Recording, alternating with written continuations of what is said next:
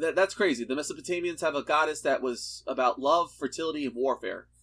Well, love is a battlefield. Anyway. You are listening to Trophy Horse with your hosts, Tricky Mick, Alex, I Yield to No One, Steve.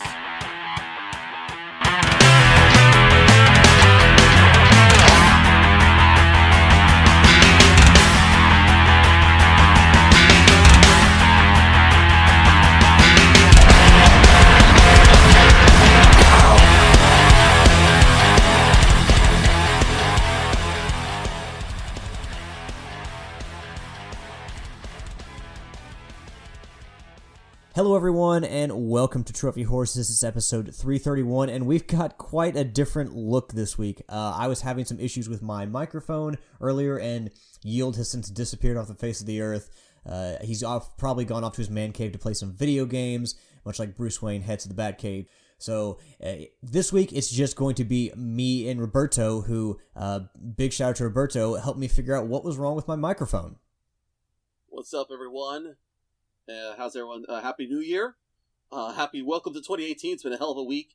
And yeah, Skype can go and eat a bag of apples because they just decided to have this wonderful workaround where they, Alex here was using the desktop Skype. I was using classic Skype. You can't really communicate with each other via microphone, apparently. So between those formats. So yeah, that was quite an interesting troubleshoot, but we managed to get it done, and here we are. I think we managed to rip through every page of the internet to try to find a solution, and of course, the last solution that we come up with is the correct one to fix the problem. Now, even though it's just the two of us, we've got some juicy news this week. Before we get into the latest news, we're going to share our updated trophy count with you. Roberto, you were just looking at yours on PSN Profiles. What's your total count this week? Okay, so since I was last on the show, my count is 10,595. I got a new platinum, 32 platinum, 400 gold, 1,700 silver, and 8,463 bronze. It's level 35 at 17%. So yeah, been really working hard. Level 35. That you're a higher level than even Tricky, and Tricky always likes to crow about his level whenever I talk about how I have more platinums than he does. So I'll do the rundown. I am level 30. I have 6,425 total trophies and 96 platinums in 95 games. I have gotten 2 platinums since I was last on the show. I missed last episode, but I have gotten 2 platinums in that time. Tricky is a level 33. His total trophy count is 8,468, and his platinum count is 79. Now, I will say that I got these off PlayStation Profiles. I updated them on PlayStation Profiles, but they hopefully they're accurate. Sid's count actually on the agenda was more than what his PlayStation Profiles. So I don't know exactly if these are accurate, but I'm sure that we'll suss that out in a later episode. Yield is level 25. He has 4,847 trophies and 73 platinums. Steve is level 14 with 1,768 platinums and still remain at 1,768 total trophies. It'd be insane if he had that many platinums. And he still is stuck on 4 platinums. And last but not least is Sid. The man from across the pond is level 27. He's got a total trophy count of 5,887 and a platinum count of 78. Now that we've got that formal business out of the way, let's talk about what we've been playing. And Roberto, since you're the guest, I will always let you go first. Alright, so the juicy platinum trophy came from a nice little video game called Vostok Inc. from Nosebleed Interactive and Badland Publishing. So, a little bit about that game. We've all heard of The Wolf of Wall Street, a wonderful Martin Scorsese R-rated comedy starring Leonardo DiCaprio, Jonah Hill, and the very lovely Margot Robbie. Imagine if you were The Wolf of Wall Street in space. Maybe more of a PG-13 rating than an R rating, but nonetheless in that same kind of caliber. Vostok Inc. has you and your sidekick Jimmy basically conquering the entire galaxy via capitalism. You take off in your space yacht, which is kind of like your mobile headquarters, and your objective is to shoot all your competitors and, of course, colonize every planet in the galaxy of the Milky Way with capitalistic investments. So we're talking about factories, we're talking about schools, R&D technologies, education, fuel, everything. So the game is kind of a twin-stick space shooter where you go across space shooting enemies, big and small, and also mining for shooting asteroids. Everything that you shoot gives you moolah, which is the game's currency, because so you gotta make that moolah.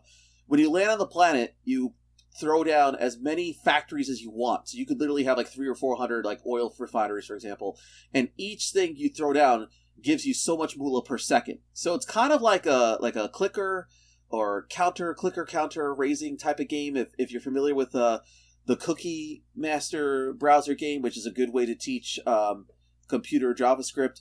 It's something like that. So, you're constantly earning moolah every second that you're playing the game. I started playing the game over the summer of last year, poured in about 30 hours before I got the platinum. Every single step of the game was rewarding. It was fun. The only drawback is that there's not really a lot of challenge, and also I would have added a few more gameplay features, but everything else about it was great, including its the mini games, how you have to recruit your managers. Also, the soundtrack is a really cool, like retro 80s thumping kind of soundtrack. The game is now also available on the PlayStation Vita and also the Nintendo Switch for anybody out there who would like to acquire that. So it's a lot of fun.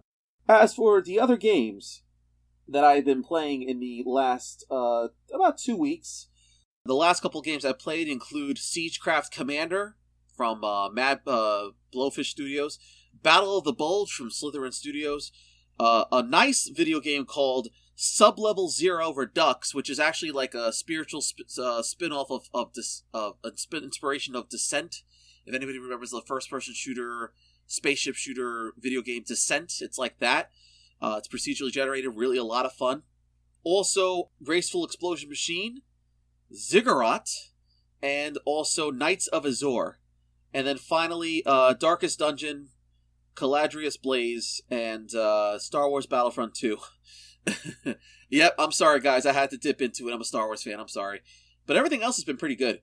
Ziggurat, for example, is like an FPS wizard action shooter game. Like, you're a wizard and you shoot things. It's a bit of an older game, but it's really good. Graceful Explosion Machine was on the Switch. It's a twin-stick side-scrolling shooter. That's really good.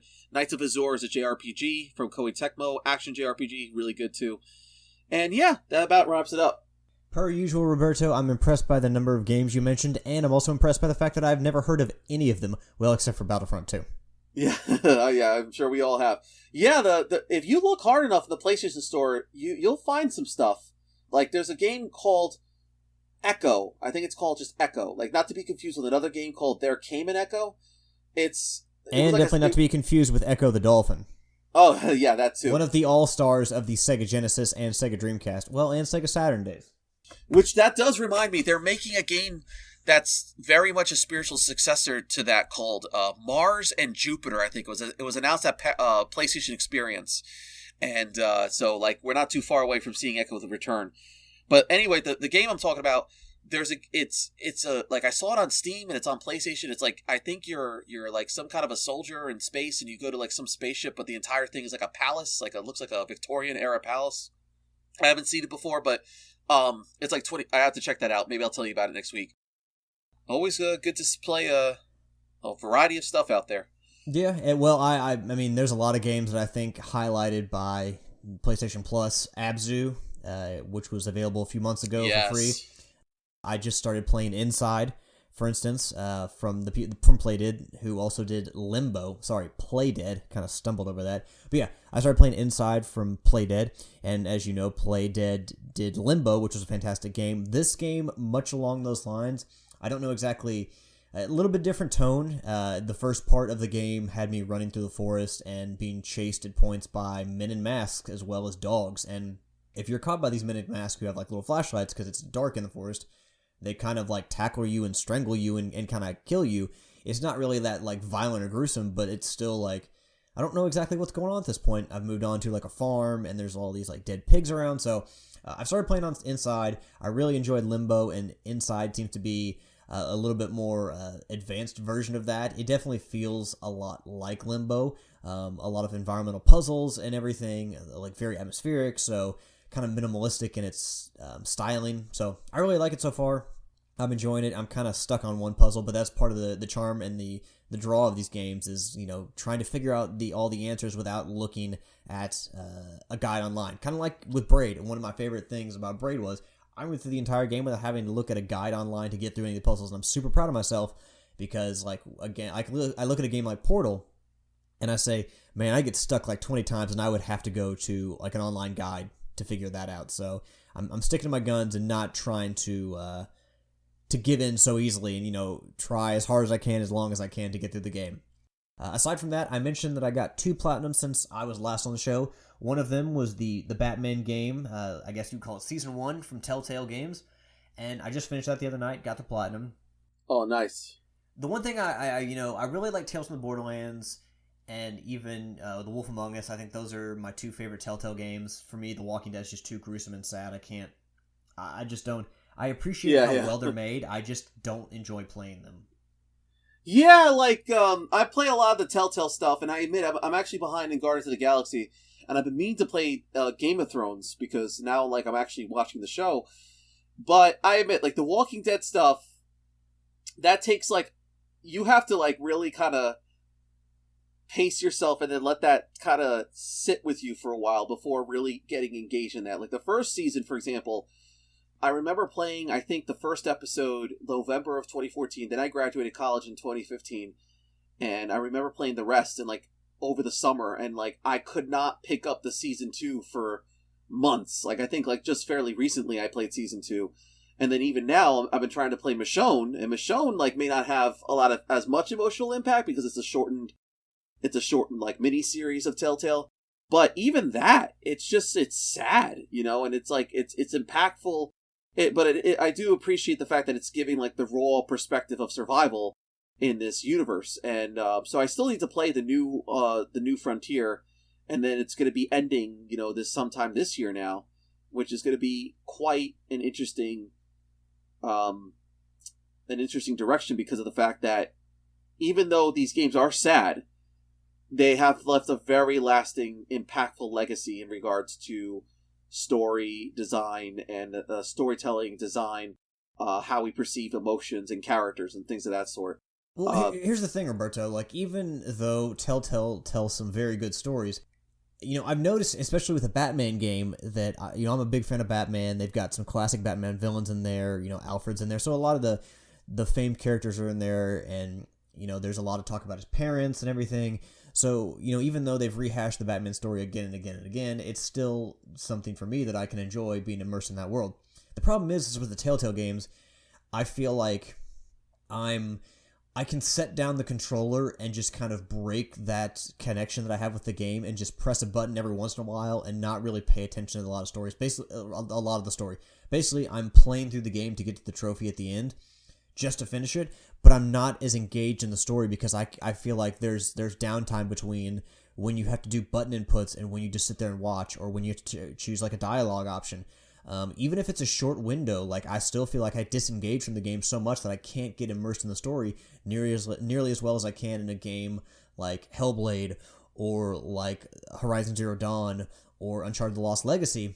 So I think that's become more and more of a problem with these games, is that you realize that when Heavy Rain first came out, some people talked about how it's not really a game.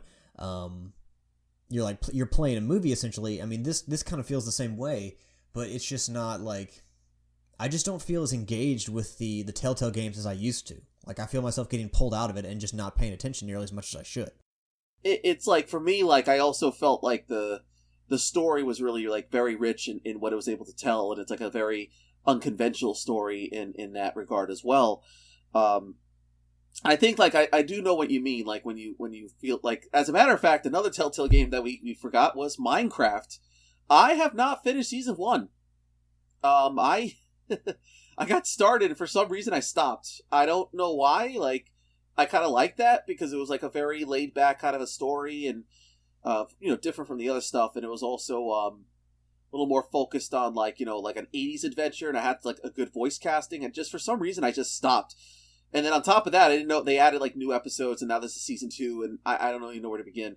And even Guardians, and the other thing could be a disconnect in terms of just maybe trying too hard or not being focused. Like Guardians of the Galaxy is good. I like it. I'm enjoying it, but I think it's trying too hard to be too much like James Gunn's Guardians of the Galaxy instead of it like just be its own thing. And it's just there like it's like all about, you know, of course, family and the family's fracturing and stuff like that. So yeah, I can definitely understand where that whole thing, that investment goes. As for Wolf of Wall Street, Wolf of Wall Street, Wolf Among Us, for me, I think like it just felt so fresh and so original and new to see the world that was depicted in that, and then see how this murder's handled and how these fairy tale characters live in like 1984 New York. So that I can remember. I started like Thanksgiving Day, maybe 2013 Thanksgiving, or not Thanksgiving Day, like the week before Thanksgiving. And then when I got home for college break, I plowed through that thing like crazy, and I was just eating up every second of it. So I'm really excited for when that comes back. Well, here, so the one thing about the Batman Telltale game is I will say that if you're a Batman fan, it's a story that you can be proud of. Like the Telltale folks do a very good job of being faithful to the Batman mythos. So you will enjoy it if you're a Batman fan. And I also will say it's really cool that after each episode, they kind of tell you to follow more of Batman stories in these comics. So it shows you where you can read up more about Batman if you're just, say, like a casual player who maybe hasn't delved into Batman quite as much as other people have. So that was really cool. I mean, overall, it's a well-made game. But for me, like, just kind of like the disconnect that I have with that style of games, it's not necessarily this game, but that style of games, the adventure style of games, where you're just kind of a spectator, but, you know, you get to input every once in a while. Like, that to me, like, I'm seeing that disconnect more and more in every game that they come out with. I've also been playing, the other big thing I've been playing is The Last of Us. God, same developer, wrong game. Uncharted: The Lost Legacy. I finished that up and got the platinum, which I will point out Tricky still does not have. By the way, I'm trying to beat Tricky to 100 platinums. I have 96. I need to get 101 because of that Sly Cooper cross-save fiasco, so I still have 5 more to get, but I'm definitely closer than Tricky, so if you haven't gone and voted, vote on the poll on the Trophy Horse Facebook page. So yeah, I've been playing Uncharted: The Lost Legacy, and I had a lot of fun with that game. You know, as a big Uncharted fan, like, I had so much fun with this game. It's so well made.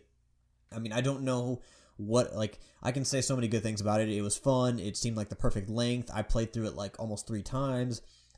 You know, despite some issues with, like, cover, my big issue with cover is that I would hit the circle button to get into cover, but I would get into, like, cover at the wrong space, and it would leave me vulnerable to enemy attack, as opposed to, like, say, I would try to, like, take cover behind a ledge or like a partial wall, and then I would be like, instead of crouching, I would take cover against a wall but be standing in perfect view of the enemy.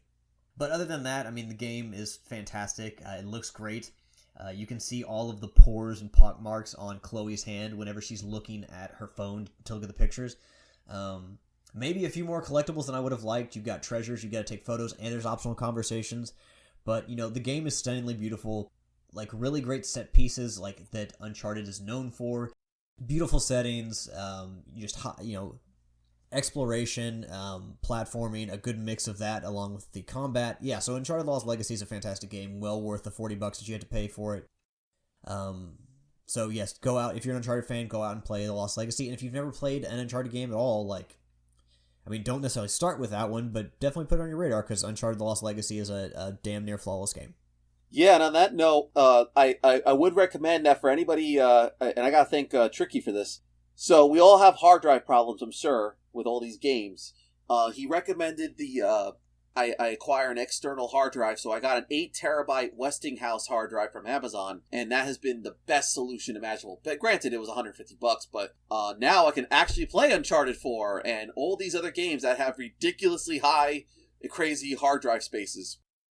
Now, surprisingly, and despite how great Naughty Dog is, the PlayStation blog has released the PlayStation Store, the top downloads of 2017, and Naughty Dog really, they've got a few entries on here, but they're not really a lot on there. The Lost Legacy's not on here. Obviously, it came out in August. But let's run down the list of games. The PS4 games, the top downloaded games for the PS4 in 2017.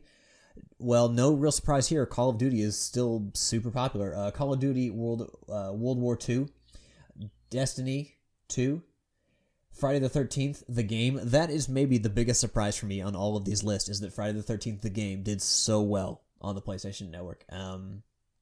Yeah. That, because that's one of those games, like, based on a horror franchise, licensed, could be terrible, written all over it, but yet Friday the 13th, the game, is right there at number 3 for 2017, so good on that game and the developers. Yeah, I mean, especially coming from an indie background and taking the license, and sure, like, the game did have some problems at launch and probably still has some issues, but then again, and this could be hinted at, being that this is a horror film and there's a sense of cheesiness or illogicalness to it, maybe some of the flaws kind of aid in the charm of the game. I don't know anybody who's playing it personally, but it sounds like everyone's still having a very good time with it. So that's always good, as long as they're having fun. Yep, and Horizon Zero Dawn was number 4. The Grand Theft Auto 5 continues to be a juggernaut. Like, we're never gonna stop hearing about Grand Theft Auto, especially Grand Theft Auto 5. I feel like that game came out 10 years ago and it's still amassing huge sales. Oh yeah. The avatar of the video game world. NBA 2K18, Rocket League, which we've got some Rocket League news coming up, but Rocket League was number 7. And fucking good for Rocket League. I played that game. I've been playing that game all weekend, too. I forgot to mention that. But I've been playing that game all weekend, and I still love Rocket League. I will never be able to play that game enough. If you go back onto Proven Gamer earlier last year, I wrote an article about how Rocket League is the best multiplayer game ever made, and I stick by that statement. 8 was Minecraft, the PlayStation 4 edition. 9 is Madden NFL 18, and 10 is Tom Clancy's Ghost Recon Wildlands. Really not a surprise there besides Friday the 13th, although I heard that Wildlands had a bunch of issues with it. I know that Tricky and Lucia both were playing it, and it seemed like it wasn't really holding their attention very well, so, kind of a pseudo-surprise there for it to be on the top 10, but then again, it's a Tom Clancy game, so, or a licensed Tom Clancy game, so those always seem to get a lot of attention and sell pretty well. The PS4 add-ons, the top 10 for the year: Call of Duty Black Ops 3, Zombies Chronicles, Destiny 2, the expansion pass, Call of Duty World War II, Season Pass, Horizon Zero Dawn, The Frozen Wilds. So Guerrilla Games clocked in at 4 on the PS4 games and number 4 on the add-ons with Horizon Zero Dawn and Horizon Zero Dawn, The Frozen Wilds. So good for Guerrilla Games. Developer of the year, maybe? I'd fucking say so. While I have not played Horizon Zero Dawn, I'll have to... I poured hours and hours into Killzone. I do have Horizon Zero Dawn. I just have to get to it. But... there's always like a very sharp degree in the stories that they tell in science fiction and how they convey and create the world around them, and also use the gameplay and presentation to a very fine extent. I still remember being like, even though the Killzone franchise were, a bunch of single first-person shooters and they're shooting in war, there was always something just mesmerizing about their sci-fi world that I always wanted to dip into, like something with their interpretation, their direction that was really good. And then just to see them succeed with Horizon it's wonderful. It's great to see how evolved the studio became and the game became, and really seeing how players reacted to this very unique world that really was quite one of the most distinctive of last year, and will probably continue well into this year for those that acquire it on sale or from the Christmas holiday. So it's really good to see how well they've done, and I hope they continue both franchises and keep them going.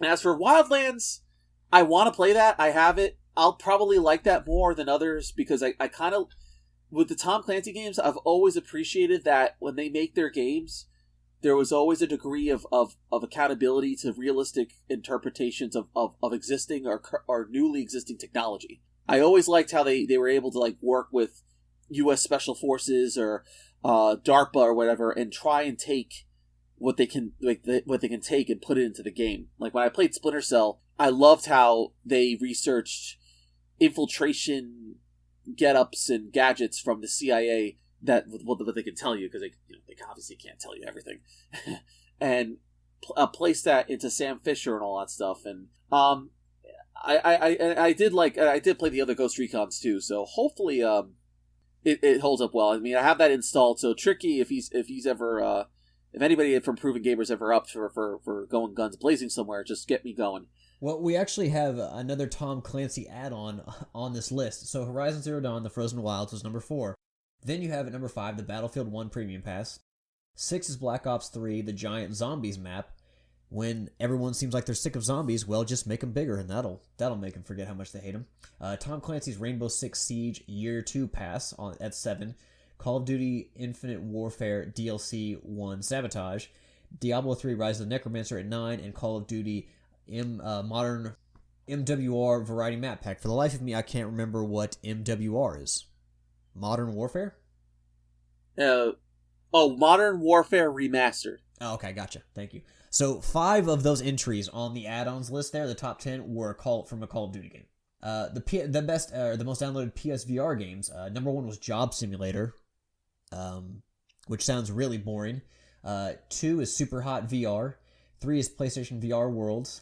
I Expect You to Die, which sounds very nice and friendly, at number 4. Batman Arkham VR at 5. The Elder Scrolls V Skyrim VR, which, I mean, what platform isn't Skyrim on now? I mean, there was those jokes made after E3 about it being on a toaster next, but, I mean, shit, you can almost get it on a pane of glass these days. Fruit Ninja VR, which that's not a name I've seen in a long, long time, Fruit Ninja. Keep Talking and Nobody Explodes. Until Dawn, Rush of Blood, and Drive Club VR. Always good to see a Supermassive Games entry on a list. So, Until Dawn, Rush of Blood. I know it's not quite like the Until Dawn that we got for PS4, but I still have a very strong ardor for that universe and that series. So, more Until Dawn, please. Well, we're getting more Until Dawn with the Impatient, but PS Vita games. God of War Collection PS Vita, Adventure Time, The Secret of the Nameless Kingdom, the Jak and Daxter Collection at number 3, Minecraft PlayStation Vita Edition, Persona 4 Golden, Salt and Sanctuary at number 6, Need for Speed Most Wanted at 7, the Ratchet and Clank Collection at 8, Star Wars Battlefront 2 at 9, and PlayStation All-Stars Battle Royale at 10. You know, just... I realize it's the Vita, but there are just some games you don't expect to see on this list, and at the end of 2017, I did not think PlayStation All-Stars Battle Royale would be on any of these. But right, and the Vita honestly has been like the hidden winner of last year, because, as you know, the handheld was abandoned effectively by Sony in 2014 after the release of Borderlands 2 for the system, and yet it's still alive, it's still being made. There's still games coming out for it, even in 2018, including physical copies. And there are still people like myself who play them and actively enjoy it. Like I will say, like some of those games are actually, are just, I think they're just better on the handheld. Like Salt and Sanctuary. When I was working my old job as a lifeguard, I used to, I was an opener, so I used to get up at 3 a.m. and then get there at 4:45. And when I went on break, I used to play a little Salt and Sanctuary, and I would it was kind of cool slaying one of the monsters or whatever while you're on your bathroom break or whatever. So I admit I have no shame in that. But yeah, it's great to see that the handheld is still going. There's a very dedicated community to it, and it's still going very well and very strong. Yeah. Yeah. And sometimes going old is good. The PS1 classics. Or the PlayStation Classics top 10 downloads for 2017, Grand Theft Auto San Andreas, which I do not prefer as much as Vice City. Something about the tinge of the 1980s really gets me going. Number 2 is Bully. Hells yeah. Number 3 is Twisted Metal Black. Number 4 is Grand Theft Auto, the Trilogy. Number 5 is Destroy All Humans 2. 6 is The Warriors. 7 is Destroy All Humans. 8 is Psychonauts. Hell yes. 9 is Jak and Daxter, the Precursor Legacy. And 10 is Grand Theft Auto Vice City. So there are 3 Grand Theft Autos on there. 4, maybe 5 Rockstar games. Was The Warriors made by Rockstar? Yes. Okay, so that's 5 Rockstar games on there and 2 Destroy All Humans. So there you go. The top 10 downloads for the PlayStation Network for 2017. Yeah, and I have to say, definitely consider supporting those PS2 classics if you can, listeners, because some of them are really, really good. I personally got, for that holiday sale, they've been having a big month-long holiday sale, I got Red Faction 1 and 2 for $3, and I was playing the first Red Faction the other day, and I felt like I was like back in 7th grade again. It was fantastic. The controls feel great, and then of course it's been upscaled to be full screen on your TV. So I gotta tell you though, it's old school difficulty. Like the all the bad guys in that game, they have like laser aiming to the between your eyes headshot type aiming, and it's hard. But it just like, feel like the Lost Legacy on Crushing, how enemies can nail you with a shot from like 2 miles away. Yeah, but some also just run up and just get real close, like because you're in Red Faction, you're on Mars and you're in a mining complex, and they're just running up to you with shotguns, 12mm handguns, and just boom, And I have it on hard, and you can take only a fair amount of hits before you're dead, and you don't have any auto saving, so you have to manually save where you're going to be, and hope to God that you can survive. So it's quite an aspect of survival. As for the Grand Theft Auto trilogy, I do have that. You're right. Vice City, I mean, with all due respect to San Andreas, because San Andreas, I think, was like, that really got a lot of people to play Grand Theft Auto.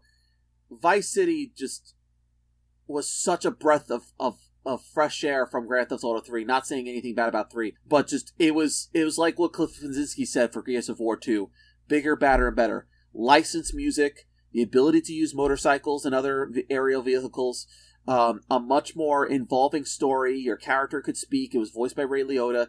The setting and all that. Like I still to this day, if I hear anything from Grand Theft Auto Vice City, I still like. I'm on the radio. Let's say like I'm driving home from the gym and I'm out listening to the radio. I hear like that the Take These Broken Wings song. The Take the Journey These Broken Wings. And I'm like, or A Flock of Seagulls I Ran, or Mega Cells. And I'm like, oh man, Grand Theft Auto Vice City 2003. I have like a moment of like a time flashback to that. I'm like, oh yeah, it's like, didn't Grand Theft Auto 3 have licensed music too? It's just lesser known because I mean everyone knows like 80s music. There was actually like 3 tracks, and that was it. The 2 of them were seen in Scarface. Push It to the Limit. I had that song running through my head right now. Yeah, and that's it. And then there was like the remix of that Italian song or whatever. No, it's not. That's the remix.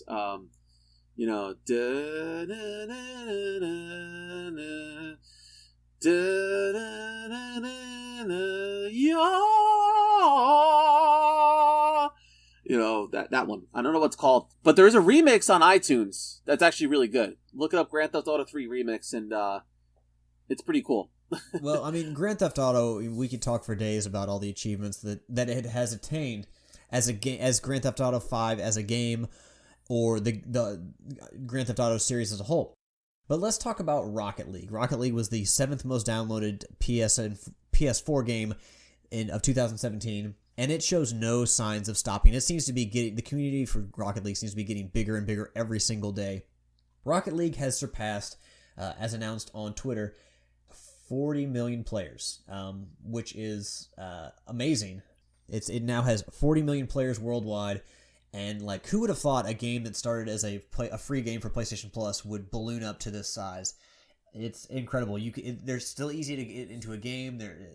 Psyonix is still adding new content through patches. It's just a fantastic game. It's the most fun multiplayer game I've ever played. Now, on IGN, they did talk about some of the updates that people can expect from Rocket League this year.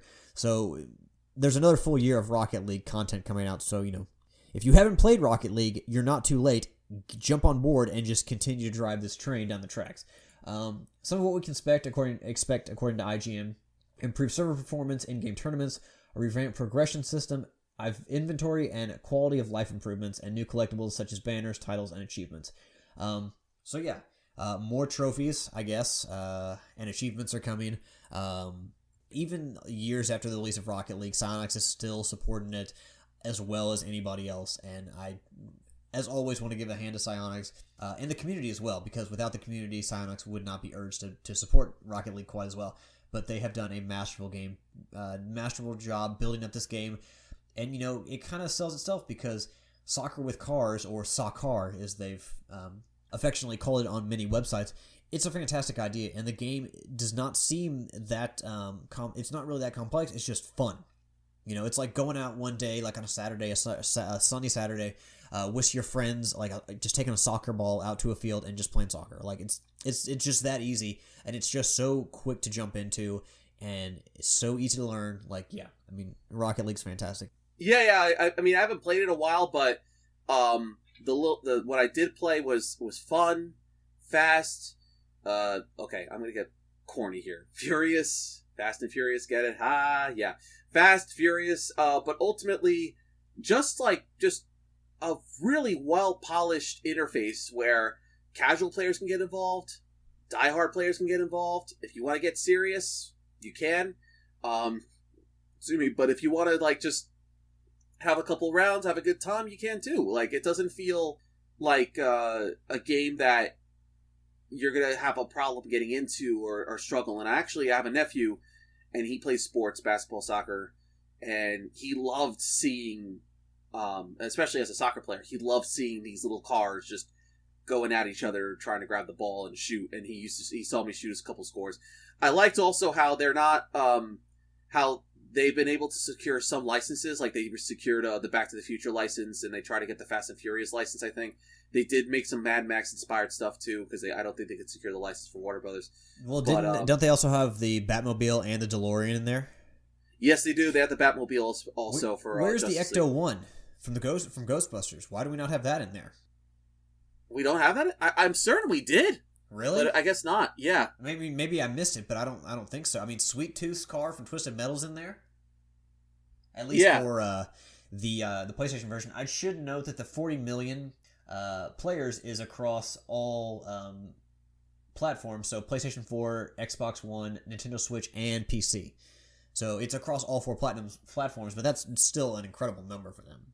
So congratulations to Psyonix for that.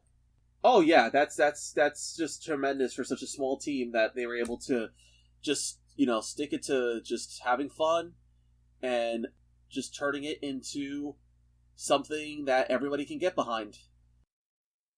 So I just did a quick Google search. So Ecto-1 does not exist in Rocket League, unfortunately, which it does seem a little bit disappointing considering that there was a Ghostbusters movie 2 years ago.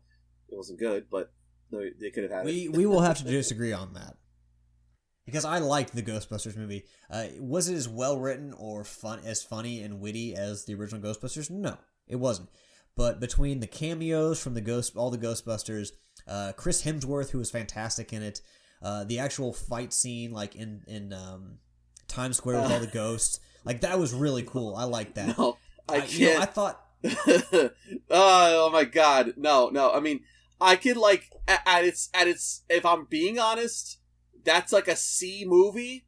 It's not as bad as everyone said, but it was like it's just the arrogance of the script and just the villain and the way the characters and all that were perceived, and even like the cameo appearances. I mean, yeah, that last fight sequence in the movie was good. I thought it was cool. I mean, it should have been more of that. Stay Puft was in the movie. He was in the movie. Of course, sort of. He was like he balloon. was Rowan. That was Rowan. No. That Stay Puft was a balloon. Oh, that's right. But he was a balloon. That was it, and they shot it. There were so many nods to the original movie. I don't know, like, I don't understand how people just sit there and enjoy the movie. Don't be like, well, this isn't the first Ghostbusters. Venkman's not here. Duh. I mean, like, don't get that jaded about it. You're right. I mean, I still try to see it open-mindedly, but it was just like, it like, even, you could tell just the chemistry amongst the characters wasn't there. Just, it felt like very just detached, with like, just the main cast. Really, like, it's like they try to mesh 4 different kinds of comedy, and it just wasn't really working. And it's just, like I said, the script was awful too. It just wasn't, like, okay, so the kid gets bullied, and he wants to destroy everybody, so he kills himself, and then becomes a ghost. I'm like, like, granted, I mean, Ghostbusters has been scary, but that was dark. I'm like, what the heck? And was really the whole Vigo plot with him being in a painting, was that any worse? Or any better? That was fun. That was, no, that was fun.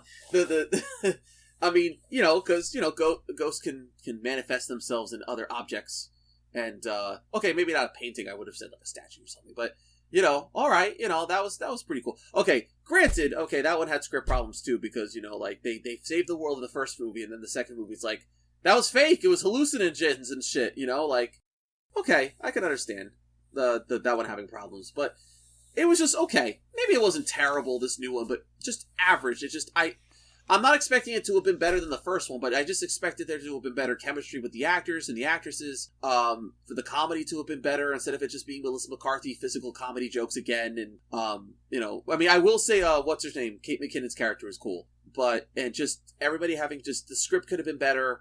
I mean, why don't, here's the thing. Okay, because we have to move on. But, why do they have to just, they could have continued off the other two films and just said these are the daughters of the Ghostbusters. And then on top of that, what's to say that they have to fight another giant white something in New York when they could have gone to New Jersey and fought the Jersey Devil? That would have been cool. The four women go into Ecto 1 and take the New Jersey Turnpike to the Forsyth National Reserve in Atlantic City, where there's some place called the Jersey Devil's Watering Hole. And they have to kill the Jersey Devil because, I don't know, the Jersey Devil's broken free and New Jersey's on fire, or there's it's turning people to lizard people or gargoyles or some shit like that, that would have been cool, and it would have been inventive, and maybe they could have had I don't know. Why aren't you writing games, Roberto? Yeah, I know. I've had a lot of ideas for that, but I have one friend who thinks I should write a book, but I'm like, I mean, yeah, I write, but I wouldn't know how to do that. But yeah, that was, it could have been better. I mean, I'm hopeful for the animated film in 2019. But other than that, wrapping up with Rocket League, because we gotta keep moving here. There's still a lot of room to grow for Psyonix, and so, I hope that they continue going with it. I would have one wish, though. There was a small game they had on the iPhone and Android devices called Arc Squadron. You can probably get it for $3 now. That was a really cool spaceship shmup. I wish that game would come back somehow. I do love shmups. I do. Yeah. Yeah, shoot 'em ups. God. I love them. Resogun. Get you some Resogun. But, you mentioned that Psyonix and Rocket League still have a lot of room to grow. But it seems like a game as big as God of War, a series as big as God of War, also has room to grow. And I think, I'm going ahead and say this now, I think it's getting kind of ridiculous. It seems like other people are excited about this, and I'm like, this is getting crazy stupid. What are we doing here? Apparently, I feel like God of War is becoming like Assassin's Creed. Let's just jump from era to era to era. So if you haven't heard, speaking to Game Informer, Cory Barlog, who directed God of War 2 and is also the director on the newest God of War game, God of War. Obviously, the new game is steeped in Greek mythology, in Norse mythology, jumping from Greek mythology of all the other games. But Barlog says that it could go to other mythos as well. So Cory said, the Greek games were the Greek era of God of War. Moving on, the next mythological belief system that he interacts with becomes the Norse era of God of War. But we may end up going on to the Egyptian era and the Mayan era and so on and so forth. Okay. Yeah, I know. It seems a little bit intense. I understand, also mentioned in this piece, Shannon Studstill of the Sony Santa Monica head of studio, Shannon Studstill, said that God of War is kind of getting stale, obviously with so many games coming out steeped in Greek mythos. But the answer is not to just take this character and drop him in other eras, or put a different clothes on him and put him in a new city. That's not the solution. The solution is to create a new IP and not have God of War just strung out decades and decades and decades. Okay, anything set in Egypt sounds really cool to me, but when it's Kratos, who I had played with as a Greek god killer, and then now he's in Norse mythology, when you're jumping mythologies like this, I start to be okay, this is too much. This is enough. I've had enough of Kratos. You clearly have run out of ideas, so you're just going to take the easy way out and be like Assassin's Creed and just be I'm going to time travel. This is, how can you really connect all these games with Kratos? How can he live all these years? I know he's climbed out of hell, but for God's sakes, there's a limit to what even Kratos can do. How am I supposed to believe he's steeped in all this mythology? I guess because he is, if he's, if you know mythology, war, the instinct of violence against man, has been written in all sorts of different formats. In Roman times, I believe the god of war is Mars. and Mars, the planet, is red, and it's it's remarked as bloodshed and violence to mankind. The Mayans, the Native Americans, every civilization has had their interpretation of what a god of war is, some kind of a symbol or icon of just straight up violence upon humanity. And I guess that's kind of maybe what they wanted interpret, because they went through Greece. Greece is a very openly acceptable entry point to learning about the ancient civilizations and ancient times, and also the legends and lore that come with it. So from that you can go and learn about the other ones, and I guess Norse is the next one, because Norse is, everyone likes the Norse stuff, Thor and son of Odin and Loki and all that stuff, and it's that kind of a different kind of definition of lore, legend, civilization, a civilization that favors the thrill of being courageous in battle and drinking lots of beer and things like that. So then, of course, to see it happen and translate into Norse mythology, I think that's what people want to see. From that point on, will we be seeing Kratos in every civilization imaginable? I don't really think so. I don't think we're going to get like 3 games. Like, we might get like 2 or 3 games in Norse mythology. I'm not expecting there to be like 30 games where he's jumping into every mythology. I imagine there's going to be a new protagonist at some point. Maybe his son will leap into maybe Mexican ancient civilizations or Mayans. Now that would be a trippy game. Like, if he jumps into the Mayans are predicting about the end of the world and all that crap. And oh wow, I found a list of war deities here. So, like, you have Kartikeya, the Hindu god of war; Mars, the Roman god of war; Guan Yu, the Chinese god of loyalty, righteousness, and valor; Sekhmet, Egyptian warrior goddess. So we can get like a female god of war. Durga, slays the buffalo demon. I don't know what the hell that is. Inanna, Mesopotamian goddess of sexual. Okay, never mind. Sexual love, fertility, and warfare. Careful, this is a family show. Oh yeah. No, I thought I was gonna. I didn't. That's crazy. The Mesopotamians have a goddess that was about love, fertility, and warfare. Well, love is a battlefield. Anyway, couldn't help it. So that could be something they're trying to do. Maybe, you know what? I'd almost have to say that a few years down the line, they're probably going to make a female god of war at this point. Maybe Kratos, maybe Kratos' son gets married, has a daughter, and becomes Inanna or becomes Sekhmet or something. Yeah, but the ancient Greece ancient Egypt in the timeline of history came before ancient Greece. Oh, okay, good point. They could still make a prequel. Put out God of War and then just stop. I'm serious, just stop. Like, even as much as I'm interested and like to immerse myself in ancient Egyptian culture and myth. Like, this is too much. Like, don't even throw Kratos into Egypt. Just put this game out, make your money off it, and, like, make another game.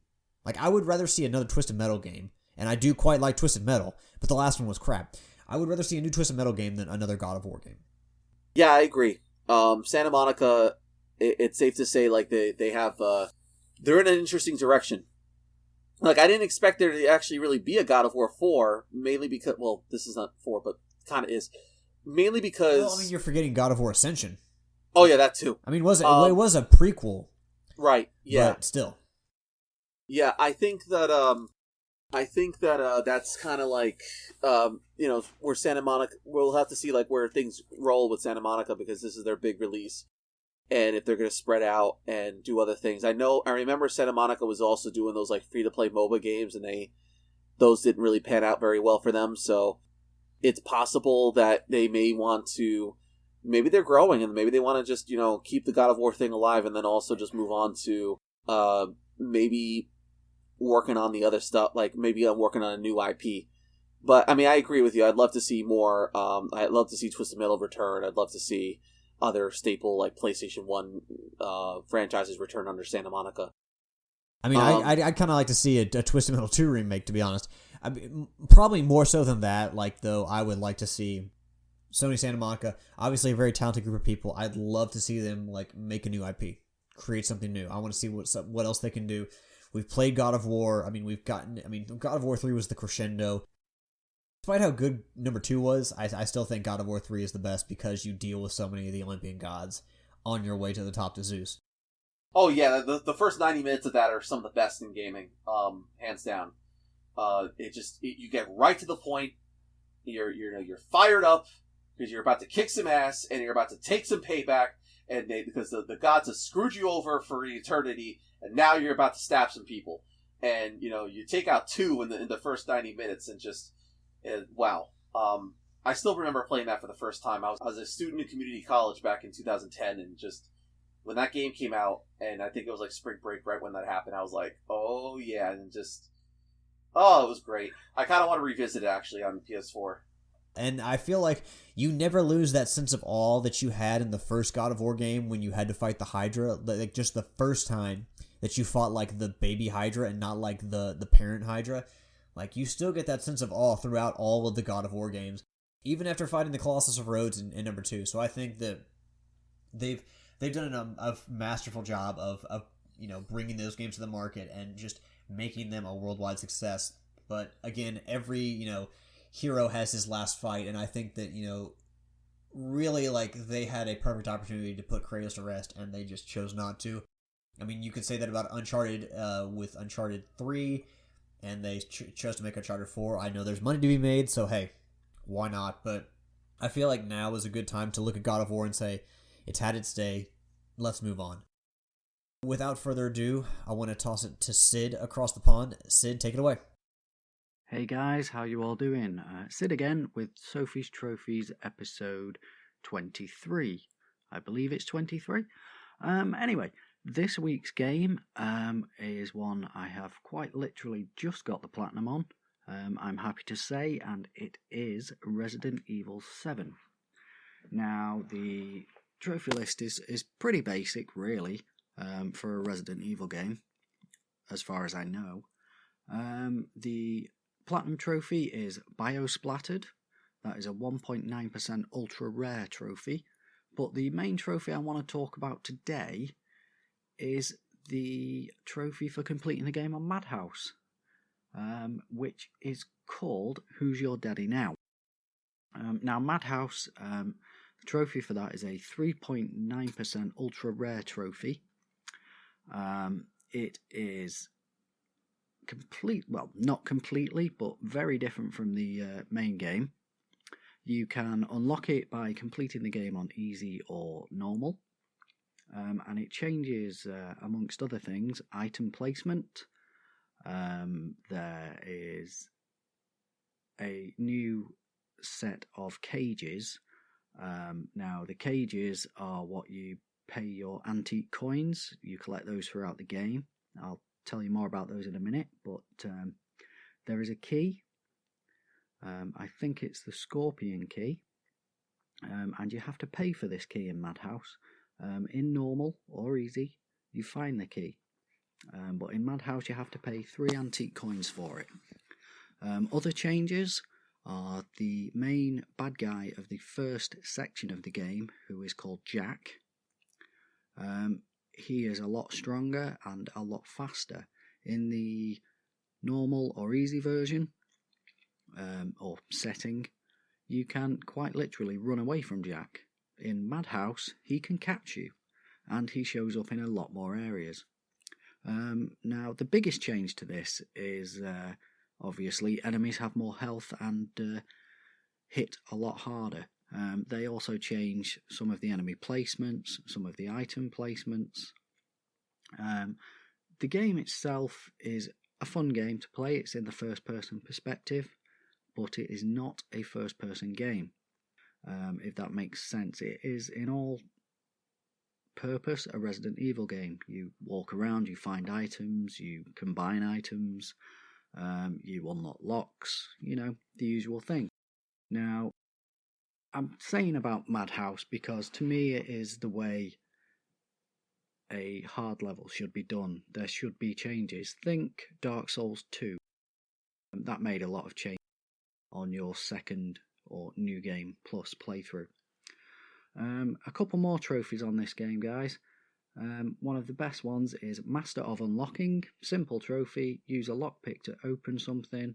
It is a common trophy, a 70.1% trophy, a bronze. I like it because it is a callback to the original Resident Evil and Jill being the Master of Unlocking. Some others in this, some of them are a bit annoying, like the finding all the antique coins in the OG game. There are 18. You have to find them all in one run.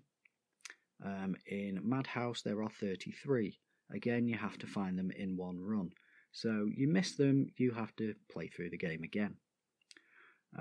Same with the files. There are 32 files to read. You miss them, you have to do a new run. The only other collectible is a little guy. He's a bobblehead figure called Mr. Everywhere. There are 20 of those. You find one of those, you get the Here's There Everywhere trophy, which is a 68.0% common trophy. That's a bronze, or I think that's a bronze, guys. So destroy one of those, you get that one, and there is Mr. Nowhere, which is a silver, which is destroy all Mr. Everywhere statues. Now these ones, they carry on through every run of the game, so if you find 19 in one run, you only have to find the other one. Just get me out of here. We'll talk about this one because it will help you. Complete the game within 4 hours. I managed it in 2 hours 35 minutes, so there is plenty of time to do this. But once you do that, you get an item called glasses, which show up all the things you can pick up in the game: ammo, loot, Mr. Everywhere statues, antique coins. They don't show the files though. You have to keep an eye out for those. But you also get the circular saw, which is a very powerful weapon and does make Madhouse a damn sight more easier. Couple of other trophies to go through here, guys. Resource Manager, complete the game without opening the item box more than 3 times. Walk it off, complete the game using 3 first aid meds or less. Now I did those at the same time I did my speed run. And yes, I did use a guide. I'm not that good, guys. So yeah, if you knock all those out at the same time, you do get more things. You get something called the Secrets of Defense, which can help you with your defense. One other tip I can give you for this one, guys, is use your block. There is a block button. On Madhouse, I was fighting Jack in the boathouse, and I forgot about the block button, and he kept killing me, so it's a good one to remember. What else can we talk about with this one, guys? There are videotapes to play. You play and watch them, or play through them as the character in that tape. There are 4 of them. If you watch them all in one playthrough, you get the Be Kind, Please Rewind trophy, a 37.4% trophy. That's a rare. Out Before Dessert, complete the Happy Birthday videotape within 5 minutes. So it's basically just practice that, you'll do it. It's really easy once you know what you're doing. Another annoying one. That's a Spicy Meatball. That is a 9.1% very rare trophy. And you have to place a bomb on an enemy. To do this, you need to be in the ship section, and you will get remote bombs. You'll need to let an enemy grab you, and then you can attach a bomb to it. So, best done on easy, that one, guys, I have to say. That's going to be it for this week, guys, because to be honest, I'm having problems with my phone. I'm surprised it's not cut out already. Hopefully I'm going to get a new one soon. But if you guys want to reach me, Sid at Proven Gamer on the email, Sidders1978 on the PSN, or through the Trophy Horse Facebook group. Sorry it's a quick one, guys. Like I say, my phone is causing me a lot of hassle at the moment. But anyway, as it's the new one since the new year, Happy New Year to everybody. Hope you're all well, and keep getting those trophies. The one thing about Sid, Sid was very nervous when he was first started doing Sophie's Trophies and took it over. But, he's improved every week. Every week it gets better. He gets more focused. So yeah, toss Sid some ideas, give him some encouragement, give him some feedback. But Sid has done a fantastic job with Sophie's Trophies. So thank you very much, Sid, for adding so much to the show. So we don't really have a topic of the week this week. We're just kind of going to move into our housekeeping. We're going to clean this shit up. Proven Gamer is always looking for help. If you are a writer, podcaster, video editor, or news reporter, if you have any kind of talent when it comes to video games, let us know, and we'd be happy to have you on board. There is a form to fill out, so if you go to the front page of Proven Gamer, it's provengamer.com, there is a Help Wanted tab. Click on that. Tricky has set up a bunch of stuff for you to do, stuff to answer, and once you get done with that, he will look it over and get back to you in a timely manner. Also, while you're on the website, check out all the articles. Roberto is one of the writers, and he does a great job, along with Jerry and the rest of the staff, of getting out great content, so definitely check that out. You can also go to Twitch, twitch.tv/ProvenGamer, to check out and see what we're all playing. If you want to get a hold of us, we are on Twitter. I am at Sondosaurus Rex, Tricky is at Tricky Mick, Yield is at I Yield to No One, Steve is at Batchild27. You are going to have to forgive me, Sid. I forgot what your Twitter handle is, but I'm sure that Sid included it in his Sophie's Trophies for the week. Roberto, what is your your Twitter handle?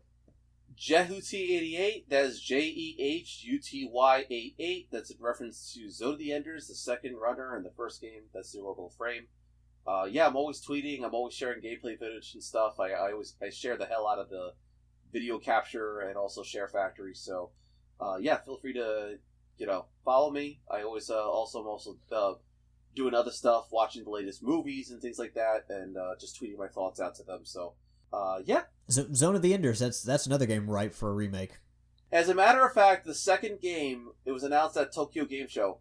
The second game is going to get a VR remaster, a full-fledged PS4 remastering, and a VR mode. It's coming out, I believe, sometime in the next few months for the PlayStation 4. I don't know if it's going to be digital or if it's going to be physical. The game is wonderful. It's for those that don't know, it's basically very lightning fast mech combat action in a wonderful sci-fi universe. There's a PS3 collection you can get for like not even $15. It's worth it. It's a great game. It's a little short, but it's fantastic. So, and also if as you guys are trophy hunters, you can get the platinum for those two in the HD collection for the PS3 real easy. So yeah, take a look on the lookout when it comes out.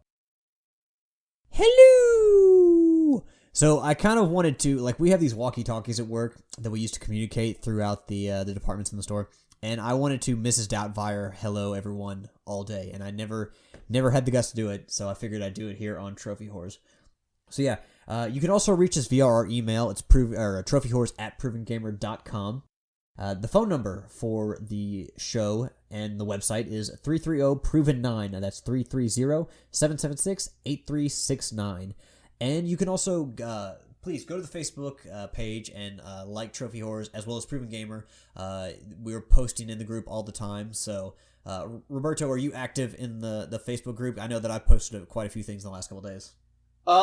Yeah, well, I've started to post more, and then as I mentioned, posted earlier this week was the Vostok Inc. Platinum Trophy. I'll do little snapshots and stuff of other trophies. So I'll get more active in there, and maybe even let you guys in on some of those hidden gems out there, since that's what I'm that seems to be my specialty on Proven Gamer. I'm playing the hidden stuff that nobody knows about. Yeah, because the rest of us certainly don't do that. I mean, I play some indie games, I enjoy them, but I mean, as far as Tricky goes, I mean, you're gonna get the Assassin's Creeds of the world and the Ghost Recon Wildlands and the Horizon Zero Dawns, but you're not gonna get anything that goes into inside territory. Right. And like I said, you never know. So granted, I have played games that were not so good. There was a game I played called Yorby, Payback's a Bolt, and that's $5 I wish I got back. That game sucked. It was an isometric shooter where you're a robot fighting other robots, and there's no auto lock on, so you have to get walk basically up to their face to shoot them. It was terrible, terrible, terrible game. But at the same time, I'll be on the lookout for the things that I think people will like, and enjoy, even the visual novel stuff, because you can find some pretty good stuff in that regard. Yep, most definitely. So yeah, go to Facebook and like Proven Gamer and Trophy Whores. If you like Trophy Whores, please listen to our other podcasts. We got the Smart Marks, the premier wrestling podcast on the internet. We got the Royal Rumble coming up, weeks away, and what better way to prepare for one of the biggest pay-per-views of the year than with some of the smartest guys that I know on the wrestling scene. It's the Smart Marks. Also Andy and Steve on the Nintendo dual screens for all your Nintendo related chatter. Zelda, the Switch, anything you want to hear about Nintendo, they got to talk about, as well as the Game Stuff podcast. Now, we also have PG Spoilers, but PG Spoilers is kind of a rare breed these days. It only comes out like on a certain shade of moon, a harvest moon, a blood moon. We haven't figured it out yet. But yeah, keep an eye out for PG Spoilers because we're constantly thinking of things that we can do for that to kind of reinvigorate that show. I would definitely highly recommend Nintendo Dual Screens. Very cool conversations and discussions about Nintendo and things like that. So definitely recommended. Yeah, I mean, definitely. And obviously, Steven being a host here on Trophy Horse, you know Steven very well. So, I mean, he's one of the hosts over there. So, Andy and Steven, definitely give him a listen. You can find all these shows on numerous outlets, including Apple Podcasts, which is formerly iTunes Podcast, Stitcher, various podcast apps, Google Play, TuneIn, and then two of them in particular, Trophy Horse as well as the Smart Marks, are on iHeartRadio. All the latest in the world of trophies and styling and profiling on iHeartRadio. We've also got 3 PlayStation 4 communities. We've got the Yields community, the Platinum Guild, where you can show off your shiny new Platinum trophies as you earn them. We've also got the T-Dubs Brothel, which is the group for Trophy Whores. Unfortunately, Shuhei won't let us say whores on the network, so we had to go with the next best thing. And then finally, there is a Proven Gamer group on the PlayStation 4. Now we're going to get to our sponsors before we do our shoutouts.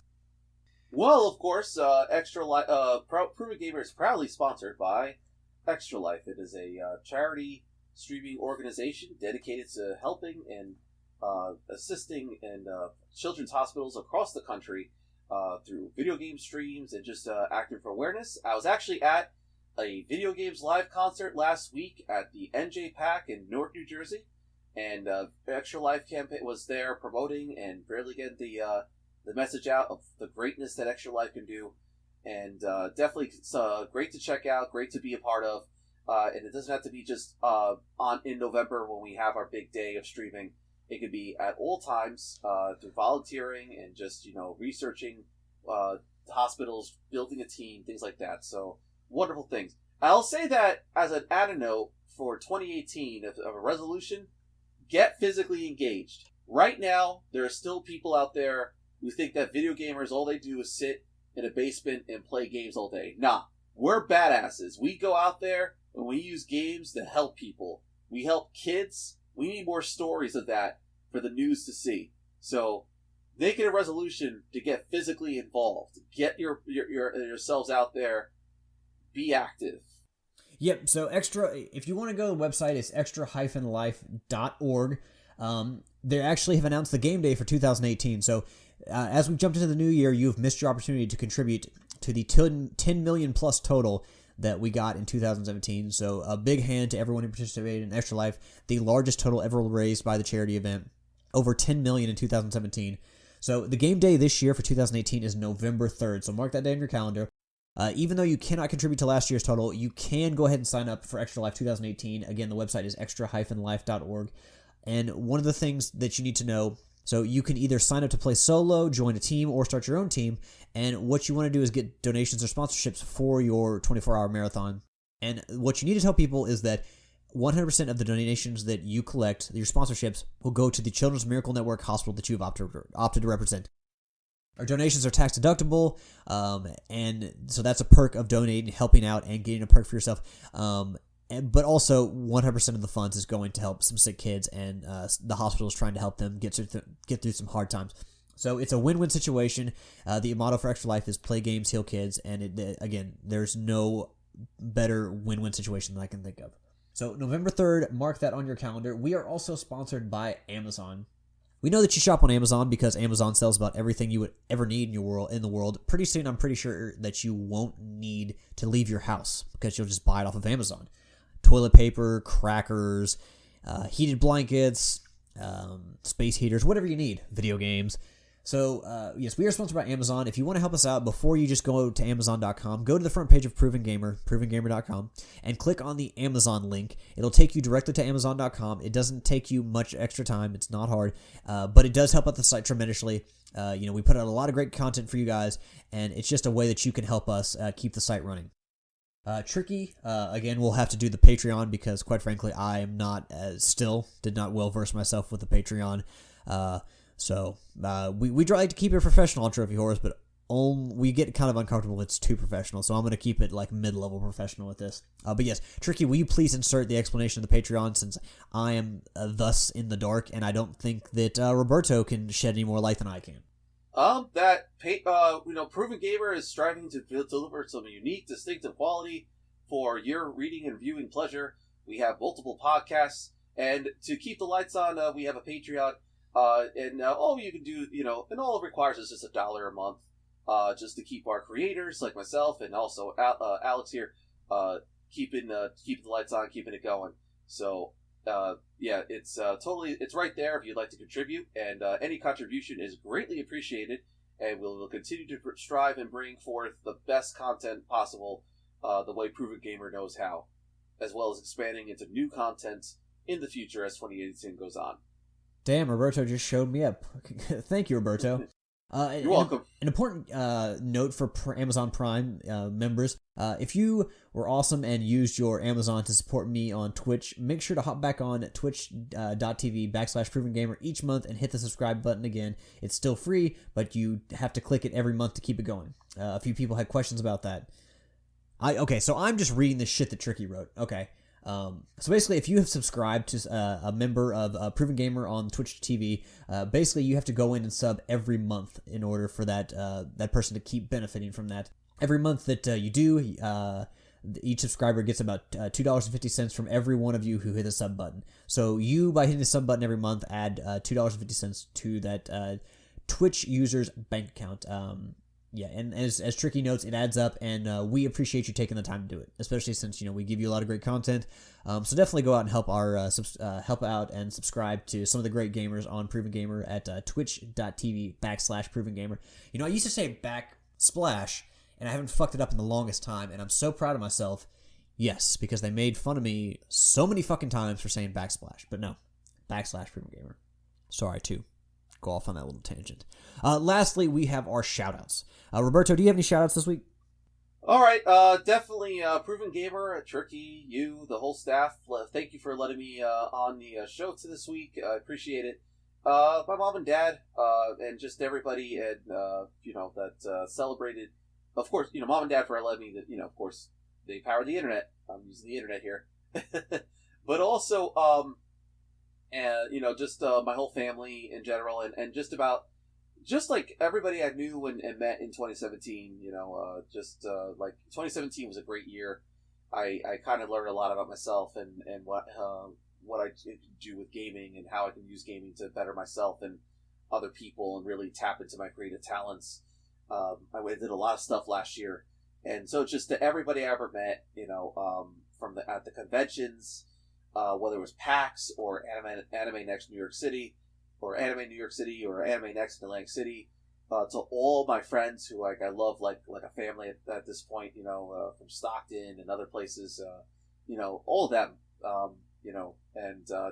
because like they are family and at this point, and I love every one of them, and just that I hope we have a great 2018. We find and we seek and accomplish everything we're hoping for. So. And yeah, just and to you guys, the listeners, I hope your New Year's was great, and I hope everyone drank some champagne and had some fun, and we're ready to just get going into the next year. You're ready to kick some ass. You're ready to get the goals you want to accomplish. If there was somebody you wanted to talk to for a career or a relationship, you do it. If you've ever wanted to get out of your old job and get to a new one, you can do it. If you've ever wanted to achieve something, go someplace, anything like that, I have the fullest confidence and faith and hope that you can get it done. So I got your back wherever you are out there. So to all you guys. So yeah, let's do it this year, 2018.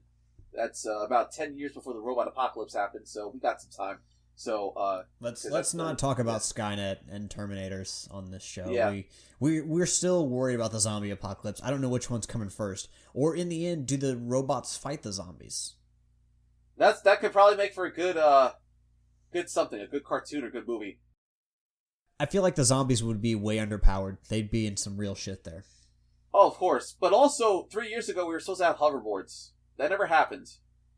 Yeah, it never flying cars. Yeah, it's supposed to happen a long time ago. And putting like a little something in the microwave and it turns into a giant steamy pizza. Yeah, Back to the Future was way wrong about those flying cars. Shout outs. I would like to give a shout out to all the listeners. Thank you all for joining us this week, as you do every week, and just sharing some time with us. You guys are the fuel to the fire that is Trophy Horse, the gasoline, if you will, and we could not have brought the show this far and beyond without your help. So thank you very much for your continued support, whether you download it, whether you talk about the show with your coworkers, whether you write about it or post about it on Facebook, join in the discussion on the Facebook group. Thank you all very much for being listeners. We appreciate you so much. Thank you for Roberto for coming on the show and helping me figure out my issues with Skype. Skype has been kind of a jerk recently, and I wanted to blame Microsoft, but we got the solution, we got it figured out, and we got a show out. So thank you, Roberto, for coming on and helping me figure out what was going on.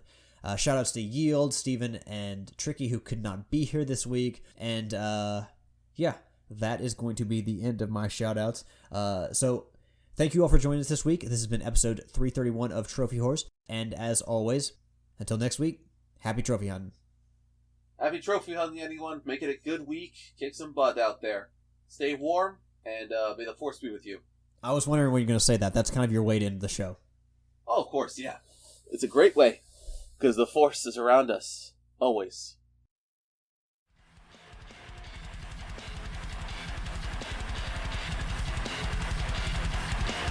Save your last words, then read to me this.